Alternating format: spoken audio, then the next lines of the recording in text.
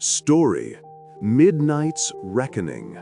The rain hammered against the panoramic windows of our penthouse, a relentless, rhythmic drumming that usually soothed me. Tonight, however, it felt like a countdown, a warning. I stood in the center of the living room, a space curated to perfection with Italian leather furniture, abstract art that cost more than most people's annual salaries, and the lingering scent of fresh white lilies. I was Genevieve, the envy of our social circle, the woman who had tamed Julian, the charismatic architect whose buildings pierced the city skyline. But as I clutched the cold, crystal glass of Chardonnay, I felt less like a wife and more like a curator of a museum exhibit that was about to be shut down. My reflection in the darkened glass of the window showed a woman who had aged gracefully, or so they said. At 42, I had maintained the figure of my youth, though my eyes, hazel and usually sharp with intelligence, now looked haunted, rimmed with the exhaustion of a suspicion I couldn't voice. The clock on the mantel, a vintage piece from Vienna, chimed midnight. Julian was late, again. Work, he had texted, at 7 p.m. The zoning permits for the Solstice project are a nightmare. Don't wait up, darling. I had waited up.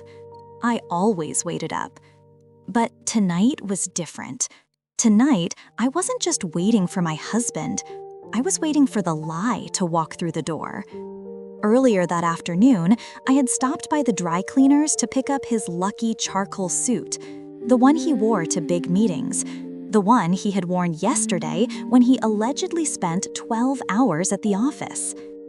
The elderly woman at the counter, Mrs. Higgins, had smiled at me with that pitying warmth people reserve for widows or fools. "He must have had a lovely lunch, Mrs. Sterling," she had said, handing me the plastic-wrapped garment. "The scent of that perfume is quite strong, very floral. Not your usual, is it?" I had frozen, my hand hovering over the credit card terminal.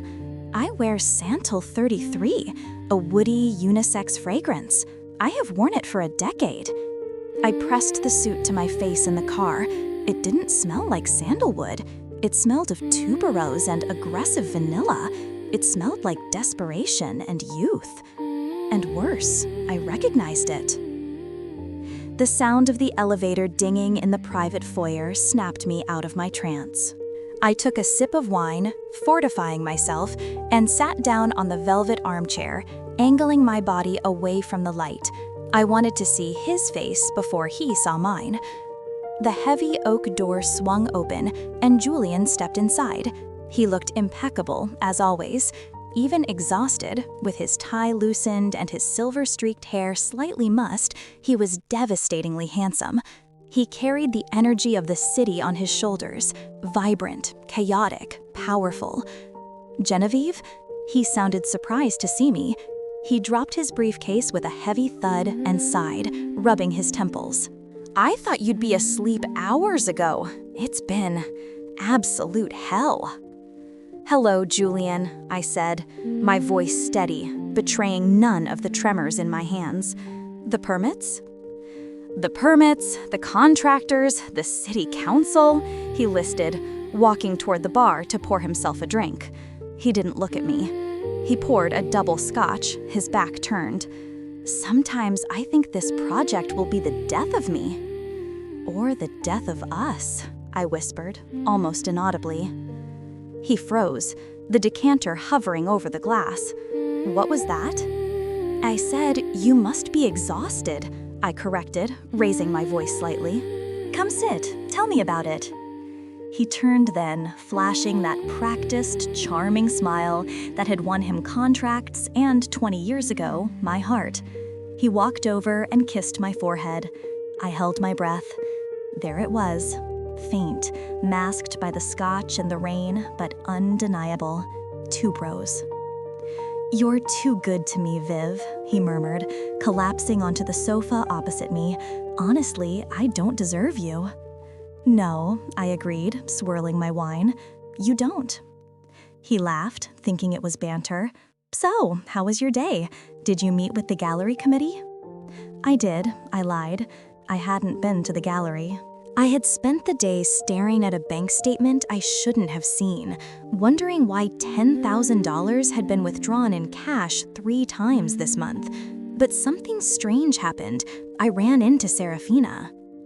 The air in the room shifted instantly. It was subtle, a microscopic change in pressure. Julian's hand, raising the glass to his lips, paused for a fraction of a second. If I hadn't been watching him with the intensity of a hawk, I would have missed it. "Seraphina?" he asked, his tone too casual. "I haven't seen her in months. How is she? Still struggling to get that interior design firm off the ground?" Seraphina, my protégée, the daughter of my college roommate, the girl I had mentored, introduced to clients, and welcomed into our home for holidays when she had nowhere else to go. She was 26, beautiful in a sharp, modern way, and possessed a hunger for success that I had once found admirable. "She seemed happy," I said, watching his eyes. "She was wearing a new diamond bracelet, quite exquisite. She said she has a new investor, a silent partner who believes in her vision." Julian took a long swallow of his drink. "Good for her, she's talented." "She mentioned the investor is married," I continued, twisting the knife slowly. "She said it makes it complicated, but exhilarating. She likes the danger, Julian. Can you imagine?" Julian set his glass down on the coaster with a sharp clink.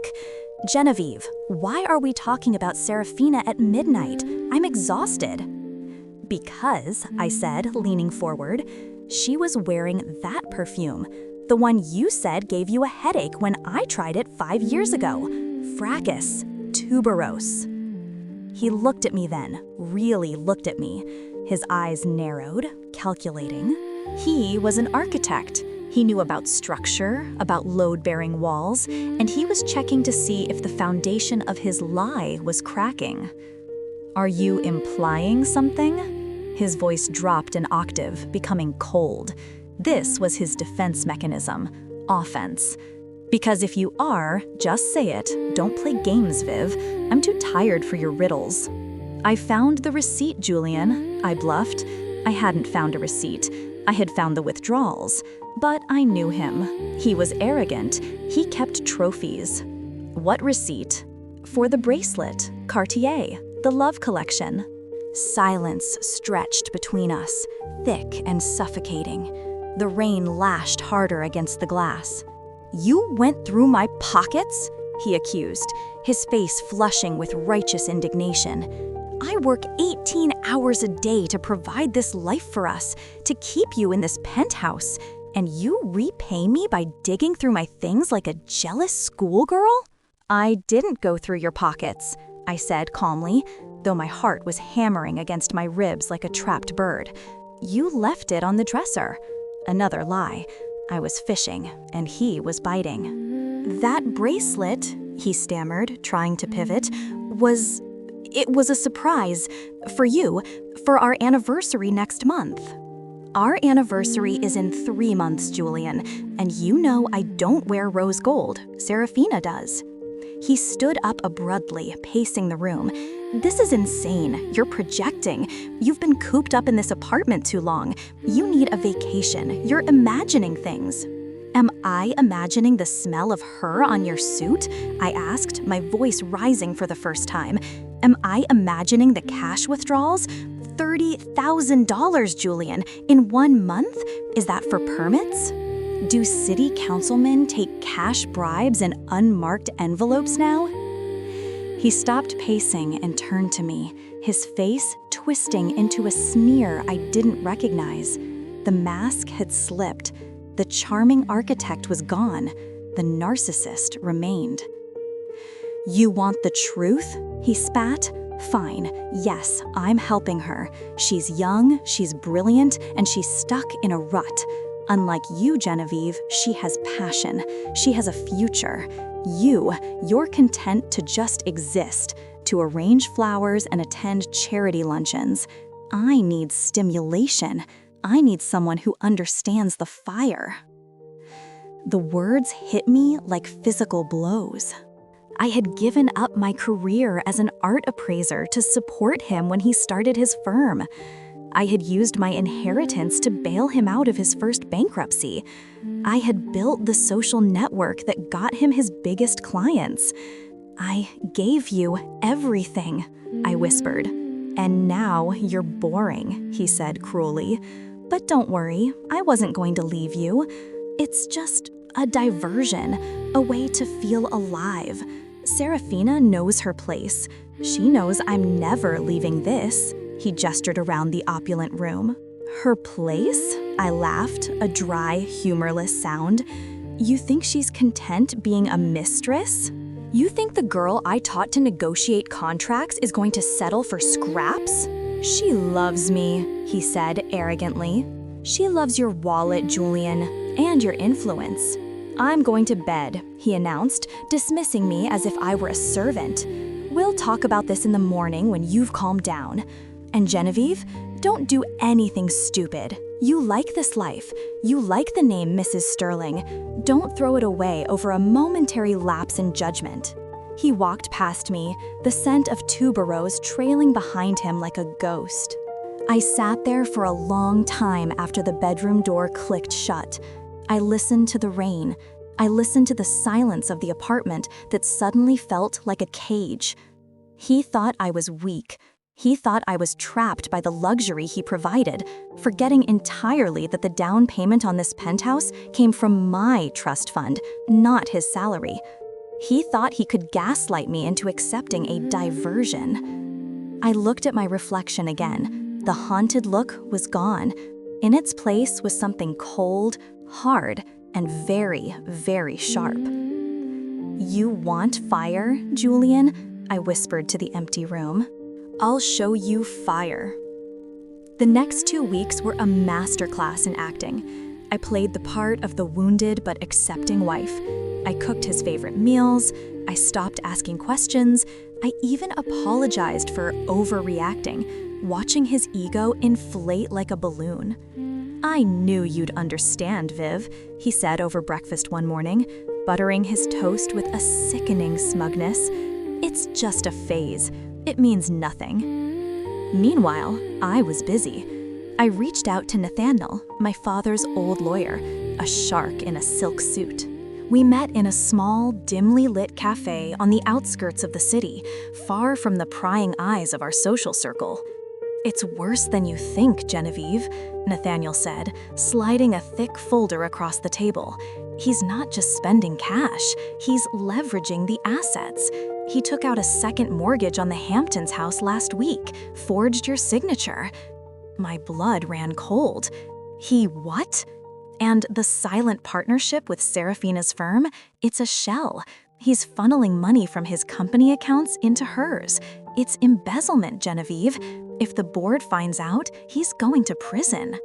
But before that happens, he's planning to drain your joint accounts and likely run. I found flight inquiries to Buenos Aires. Buenos Aires, where there is no extradition for certain financial crimes. He plans to leave me with nothing, I realized, the horror settling in. He's not having a midlife crisis, Nathaniel. He's cashing out. We need to move fast, Nathaniel said, tapping the folder. We can freeze the assets, but we need proof of the forgery, and we need to catch him in the act of the transfer. I have a better idea, I said, a plan forming in my mind. A plan that was risky, dramatic, and utterly final. The Solstice Gala is this Saturday. Everyone will be there. His partners, the investors, the press, and Seraphina. Nathaniel raised an eyebrow. Genevieve, don't do anything theatrical. This is a legal matter. It's not just legal, Nathaniel. It's personal. He humiliated me. He underestimated me. I want him to know exactly who took him down. The night of the Solstice Gala arrived. It was the event of the season, held in the grand ballroom of the Ritz-Carlton. Julian was the guest of honor, celebrating the groundbreaking of his new skyscraper. I wore a dress I had commissioned specifically for this night. emerald green silk, backless, clinging to every curve like liquid metal.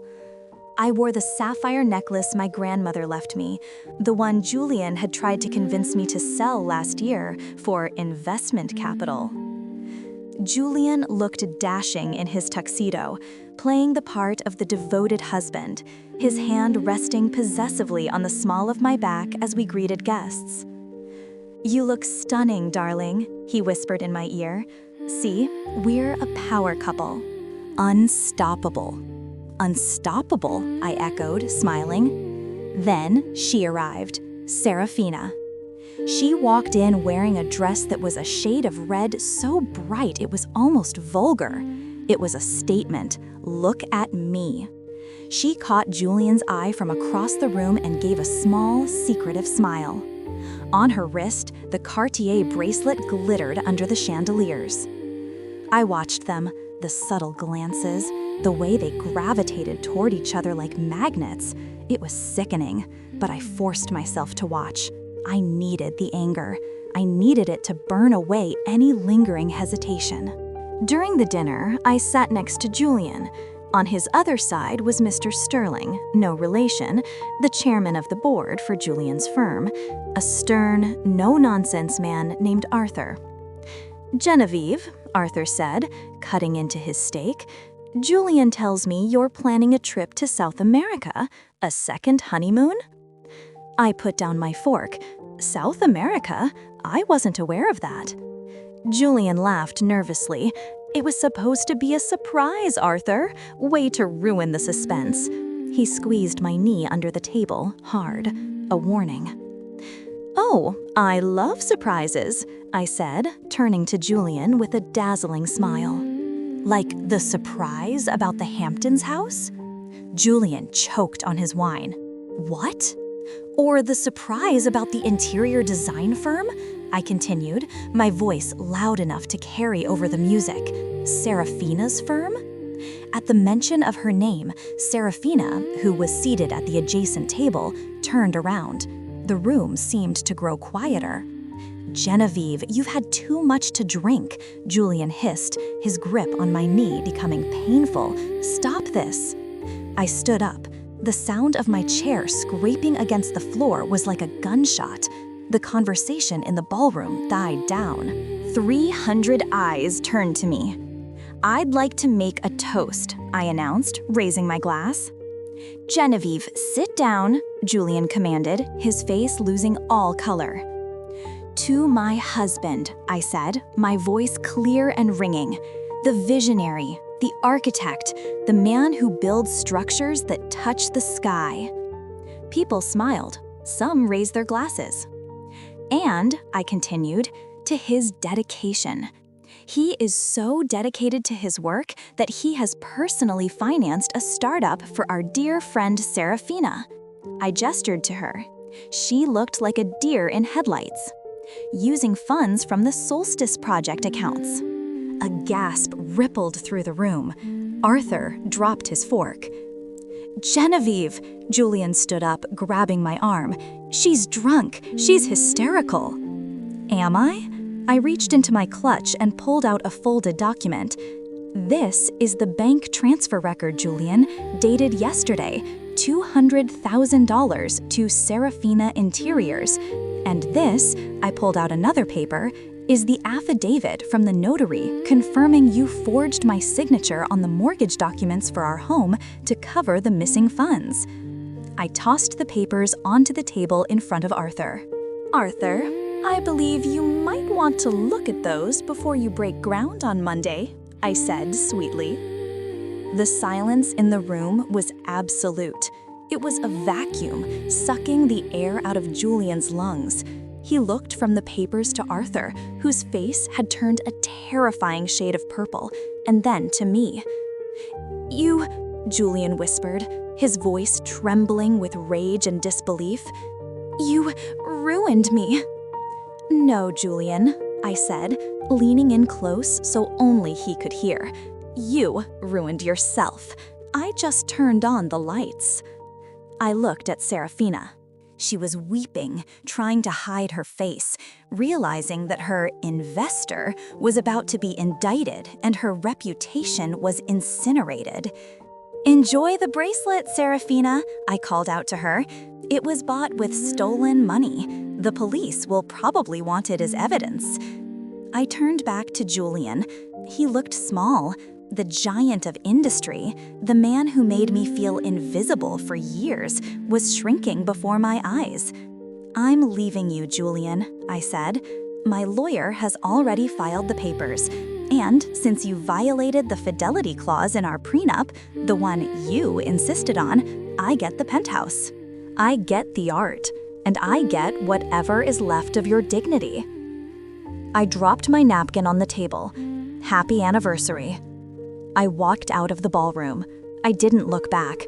Behind me, the chaos erupted. Shouting, the crash of a glass, the frantic voice of Julian trying to explain the unexplainable. I walked through the lobby of the Ritz-Carlton, the adrenaline coursing through my veins like electricity. The doorman opened the heavy glass doors, and the cool night air hit my face. It was still raining, but now, the rain didn't feel like a warning. It felt like a baptism. 3 months later, I stood on the balcony of the penthouse, my penthouse. The city lights glittered below, a sprawling grid of ambition and dreams. The scandal had been swift and brutal.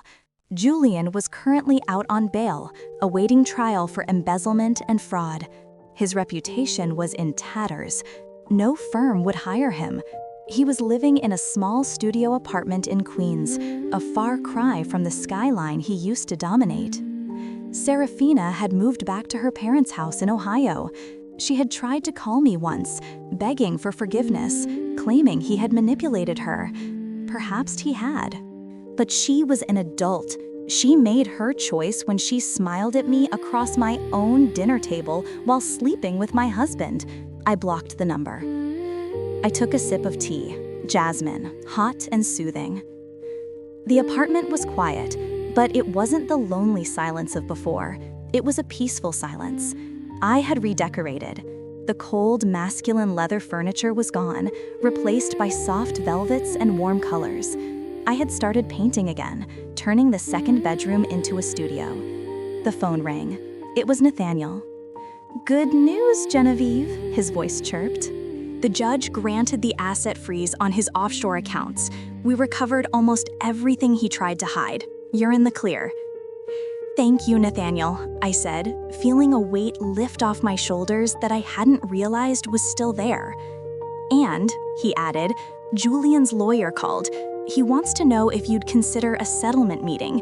He says Julian wants to talk things out for the sake of your history." I looked out at the city. I remembered the smell of tuberose. I remembered the gaslighting. I remembered the way he looked at me like I was furniture. "Tell him," I said, watching a plane streak across the night sky, "that I have no history with him. My life started the moment I walked out of that ballroom. Tell him no." "Understood," Nathaniel said, sounding pleased. "Have a good night, Genevieve." "I will, Nathaniel." I hung up the phone. I wasn't just a survivor of an affair. I was a woman who had walked through the fire and came out forged in steel. I had learned the hardest lesson of all, that trust is a luxury, but self-respect is a necessity. I looked at the empty space on the wall where a portrait of Julian used to hang. I had replaced it with a mirror, a large, ornate, beautiful mirror. I walked up to it and looked at myself. The woman staring back wasn't haunted. She wasn't afraid. She was 42, she was alone, and for the first time in 20 years, she was entirely, gloriously free. I touched the glass. "Welcome back, Genevieve," I whispered. The rain had stopped. The clouds were parting, revealing a sliver of the moon. It was a new phase, a new light, and I was ready for whatever came next. Because now I knew if I could survive the person I loved the most holding a knife to my back, I could survive anything. The world was mine to build now, and I wouldn't need an architect. Dear friends, thank you for reading my story. It was difficult to write, to relive those emotions, but I hope it serves as a reminder that even in the darkest storm, you can be your own lighthouse. If this story touched you, or if you have ever experienced a similar betrayal, please share your thoughts in the comments below. How did you handle it? What was your moment of truth? I read every single comment, and your support means the world to me. Please don't forget to subscribe to the channel and hit the notification bell. We publish new, powerful life stories every week, and we are building a community of strong, supportive women here. Give this video a like if you believe in karma and justice. Until next time, take care of yourselves and remember, you are the protagonist of your own life. Don't let anyone else write your script.